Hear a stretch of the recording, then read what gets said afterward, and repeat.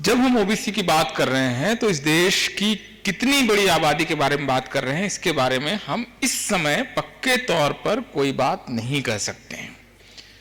हमें मालूम नहीं है कि भारत में ओबीसी कितने हैं। जो ओबीसी लीगल फ्रेम के हिसाब से जो वर्ड है, जो टर्म है, वो टर्म कितनी आबादी को रिप्रेजेंट कर रहा है, इसके बारे में आज की तारीख पर हमारे पास कोई आंकड़ा नहीं है।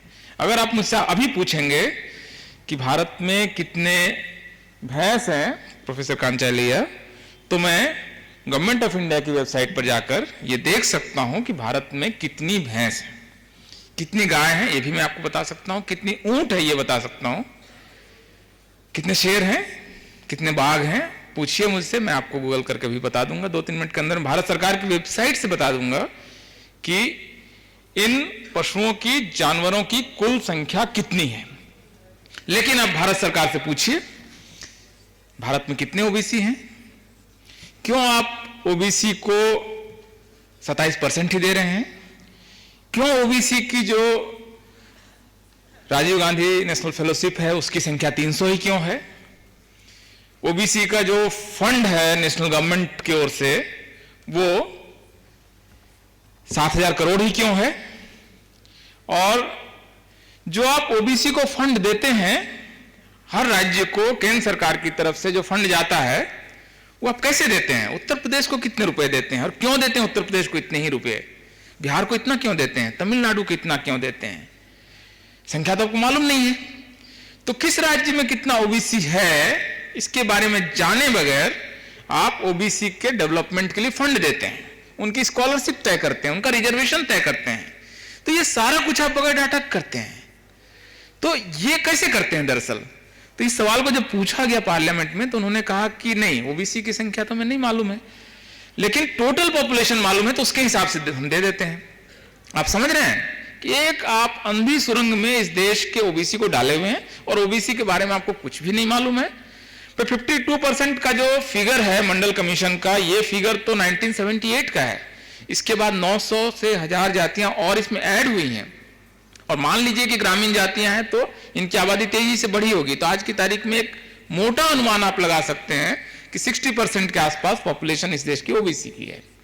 अब ओबीसी की पॉपुलेशन अगर 60% है तो नॉर्मेटिव आइडिया ये है कि देश की संपदा में, देश चलाने वालों में, एकेडमिया में, यूनिवर्सिटीज में, न्यायपालिकाओं में, ब्यूरोक्रेसी में 60% के आसपास ओबीसी होने चाहिए, क्योंकि इस देश को बनाने का ठेका किसी खास जाति को भारत के संविधान निर्माताओं ने नहीं दिया है। तो 60% पॉपुलेशन की अगर 60% हिस्सेदारी होनी चाहिए, तो मैं आपको एक छोटा सा, आप अगर स्टडी करना चाहें तो आप जहां पर अभी बैठे हुए हैं, यहां से 4-5 किलोमीटर के दायरे में भारत का जो क्रीम है, जो भारत को चलाता है, वो मौजूद है। इसमें आपको सारे मंत्री होंगे, सारे टॉप ब्यूरोक्रेट्स होंगे, सारे जुडिशियरी के बड़े लोग होंगे, सारे महत्वपूर्ण लोग इसी 4-5 किलोमीटर के दायरे में भारत के लोग, भारत को जो चलाते हैं वो हैं। और अगर आप इसमें देखेंगे तो सिर्फ पॉलिटिक्स अकेला क्षेत्र है जिसमें ओबीसी की थोड़ी बहुत हिस्सेदारी है, बाकी क्षेत्रों में ओबीसी मिसिंग है। आप समझ रहे हैं कितनी बड़ी कैलामिटी है कि भारत को चलाने वाला जो क्लास है उसमें ओबीसी गायब है। आप भारत में सेंट्रल यूनिवर्सिटीज में ओबीसी वाइस चांसलर ढूंढ लीजिए, शायद एक भी नहीं मिलेगा। सेंट्रल सुप्रीम कोर्ट में जजेस ढूंढिए, सिर्फ एक जज मिलेगा। भारत के आपको जो 88 सेक्रेटरीज हैं उसमें आपको ओबीसी एक भी नहीं मिलेगा। एडिशनल सेक्रेटरी 146 आपको ओबीसी उसमें एक मिलेगा। ये स्थिति है भारत की।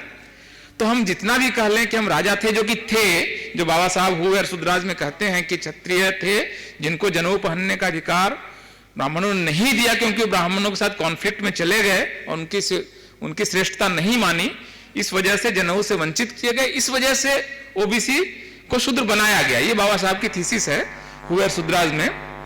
तो आप पुरानी ग्लोरी को कब तक चलाते रहेंगे कि यदुवंशी क्षत्रिय थे, कुरुवंशी क्षत्रिय थे, है क्षत्रिय थे? इसकी ग्लोरी आपको आज काम नहीं आ रही है। तो इस वजह से बहुत जरूरी है कि इस हिस्ट्री के इस खास जंक्चर पर हमको सबसे पहले ओबीसी की संख्या जाननी चाहिए। अब मैं सिर्फ आपको बता रहा हूं कि ओबीसी की संख्या न जानने से किस देश में इस समय अगले 2 से 3 साल में कौन सी 4-5 बड़ी प्रॉब्लम आने वाली है। और अगर इस समय ओबीसी की जनगणना नहीं हुई तो अगली जनगणना कब होगी? 1931 में, 2031 में। तो ये देश चलेगा कब? 1931 की जनगणना के आंकड़े के आधार पर आपको 2031 में, और 31 में अगर आप समझ रहे हैं कि 100 साल पुराने डाटा से इस देश को चलाना पड़ेगा, क्योंकि जाति गिनने से इस देश की सरकारों ने इनकार कर दिया है। आजादी के बाद से इन्होंने सोचा कि नहीं गिनेंगे तो खत्म हो जाएगी जाति, ऐसा तो हुआ नहीं।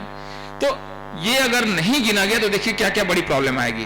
पहली बड़ी प्रॉब्लम, ये जो डेवलपमेंट प्रोसेस है ओबीसी के लिए कितना देना है, क्या करना है, कितने पोस्ट रखने हैं, ये आप नहीं तय कर पाएंगे। सबसे बड़ी प्रॉब्लम तो ये है कि ओबीसी के लिए आप भारत का कितना फंड रखेंगे ये आप तय नहीं करेंगे। जैसे कि एससी एसटी के लिए आप रख देते हैं, लेकिन आप ओबीसी के लिए नहीं रख पाएंगे। दूसरी बड़ी प्रॉब्लम, इस देश की हर न्यायपालिका आज की तारीख में डाटा मांग रही है। ओबीसी का आरक्षण मध्य प्रदेश में खत्म हो गया, डाटा कहाँ है? डाटा नहीं है सर, तो डाटा तो केंद्र सरकार के पास है। केंद्र सरकार ने कहा हमारा डाटा तो खराब हो गया है 2011 का, तो हम डाटा नहीं देंगे। लोगों ने कहा कि सुप्रीम कोर्ट से आप ऑर्डर कर दीजिए कास्ट सेंसस के लिए, उन्होंने कहा नहीं करेंगे। तो डाटा नहीं है इसलिए रिजर्वेशन नहीं मिलेगा, लेकिन डाटा हम मांगेंगे भी नहीं केंद्र सरकार से, ये स्थिति है। महाराष्ट्र का आरक्षण ओबीसी का खराब हो गया। आपको तमाम ये जो सवाल हैं ये आपको लगातार अब परेशान करेंगे। ओबीसी के आरक्षण पर अगला जो हमला है, पंचायत के आरक्षण पर पहला हमला हुआ है, दूसरा हमला नौकरी पर होने वाला है। तत्काल एक्ट करने की जरूरत है। इस बार अगर जाति जनगणना नहीं होती है तो भारत के ओबीसी को ऐलान कर देना चाहिए कि हम जनगणना में हिस्सा नहीं लेंगे। जनगणना करनी अगर हमारे घर पर आएगा, हमको हो सकता है चाय पिला दें, लेकिन आप हमारा डाटा नहीं ले सकते हैं, क्योंकि आप हमारा डाटा कलेक्ट ही नहीं कर रहे हैं। आप हमारे देश में, हमारे घर में कितनी गाय है ये पूछ के जा रहे हैं, लेकिन हम कौन है ये नहीं पूछ रहे हैं। तो आपको पहचान ही नहीं रहे हैं, हम आप हमको आइडेंटिफाई नहीं कर रहे हैं और हमारे लिए पॉलिसी बना रहे हैं। तो ये रिजेक्ट करना पड़ेगा। तीसरा बड़ा सवाल जो आ रहा है कि बहुत सारी जातियां इस समय ओबीसी में इंक्लूड होने के लिए छटपटा रही हैं, आंदोलन कर रही हैं। बड़े बड़े आंदोलन हुए और हर आंदोलन में गोली चलती है। हर आंदोलन में, जाट आंदोलन का सवाल हो तब गोली चली, कपू आंदोलन में ट्रेन जला, महाराष्ट्र में इतना बड़ा मराठा आंदोलन हो रहा है, पाटीदार आंदोलन में गोलियां चली, 13-13, 14-14 लोग मर जा रहे हैं। क्यों हो रहा है? क्योंकि केंद्र सरकार उनको ये नहीं कह रही है कि एक्स या वाई जाति आपकी टोटल संख्या इतनी है, आप सरकारी नौकरियों में इतने हैं, शिक्षा में आपकी ये स्थिति है, हम आपको आरक्षण देंगे या नहीं देंगे इस आधार पर तय कर रहे हैं। आप क्या करते हैं? सरकार के पास आंकड़ा है नहीं, सरकार की बाह मरोड़ने की कोशिश आंदोलनकारी करते हैं, सरकार गोली चलाती है। ये मॉडल है इस समय इस प्रॉब्लम को रिजॉल्व करने का। भारत सरकार ने ये मॉडल लिया है, आंदोलन होगा हम गोली चलाएंगे। जाटों के आंदोलन पर गोली चला दी इन्होंने। तो ये सवाल भी तभी हल होगा जब आपके पास डाटा होगा। आप जाटों को कह सकते हैं देखिए आपकी पॉपुलेशन इतनी है, सरकारी नौकरी में आपकी हिस्सेदारी इतनी ऑलरेडी हो चुकी है, हम आपको आरक्षण नहीं देंगे, या देंगे आप बहुत कम है। ये दोनों सिचुएशन आप तभी रिजॉल्व कर सकते हैं जब आपके पास डाटा हो।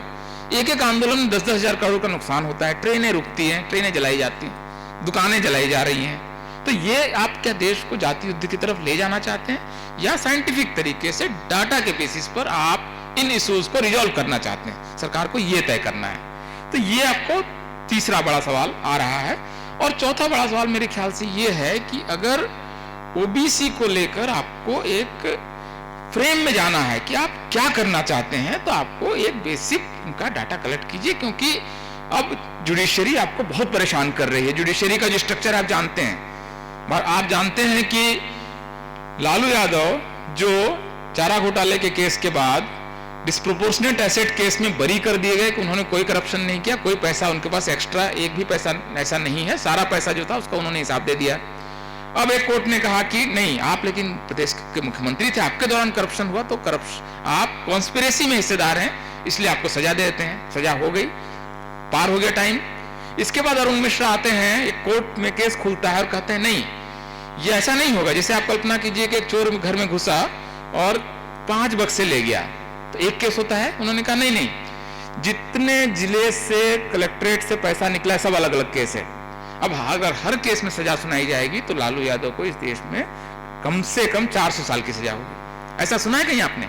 डबल जेओपार्डी होता है ना, कि एक अपराध के लिए आप दूसरी बार दंडित नहीं कर सकते हैं, लेकिन अरुण मिश्रा ने कर दिया। अरुण मिश्रा को रिटायरमेंट के बाद नेशनल ह्यूमन राइट कमीशन का चेयरमैन बना के पुरस्कृत कर दिया गया। इस तरह से देश चल रहा है, वहां पर ओबीसी आरक्षण लगातार खतरे में रहेगा अगर डाटा नहीं रहेगा। और इसलिए मैं आपसे गुजारिश करता हूं और मंच से भी कहता हूं और सारे लोगों से कह रहा हूं कि आप सिंगल पॉइंट एजेंडा, अगर कोई एक एजेंडा आपके लिए इंपॉर्टेंट है तो वो एजेंडा इस समय कास्ट सेंसस का है। ये नेशन बिल्डिंग का एजेंडा है, क्योंकि ये भारत के 60% ओबीसी को हक, अधिकार, एजुकेशन, बैंक लोन में हिस्सेदारी। बैंक लोन आप देखिए ना, 11 लाख करोड़ रुपए मोदी शासन में एनपीए हो गया। एनपीए हो गया मतलब उद्योगपतियों ने ले लिए। क्या इसमें से एक भी रुपया ओबीसी के पास गया? Sir I would sorry, I am so sorry. ठीक है, तो मेरे ख्याल से आप इस पर विचार कीजिए कि ओबीसी सेंसस को इस बार कैसे कराना है, और अगर नहीं होता है कास्ट सेंसस तो हमको सेंसस का बहिष्कार कर देना चाहिए। इसका हमारे पास डेमोक्रेटिक राइट है कि हम आपके सेंसस में पार्टिसिपेट नहीं करेंगे, क्योंकि आप हमको आइडेंटिफाई ही नहीं कर रहे, पहचान ही नहीं रहे। पहचानेंगे तब ना इज्जत करते हैं। हम किसी को बुलाते हैं घर में, चाय पिलाते हैं, पहले तो पहचानते हैं ना कुछ देने से पहले। तो इस वजह से मुझे लगता है कि कास्ट सेंसस को सिंगल पॉइंट एजेंडा बनाकर अगले कुछ दिनों तक बातचीत होनी चाहिए। बहुत बहुत शुक्रिया। हर साल की तरह दलित दस्तक 2022 में फिर से लेकर आया है बहुजन कैलेंडर। आज ही बुक करिए आप अपना बहुजन कैलेंडर।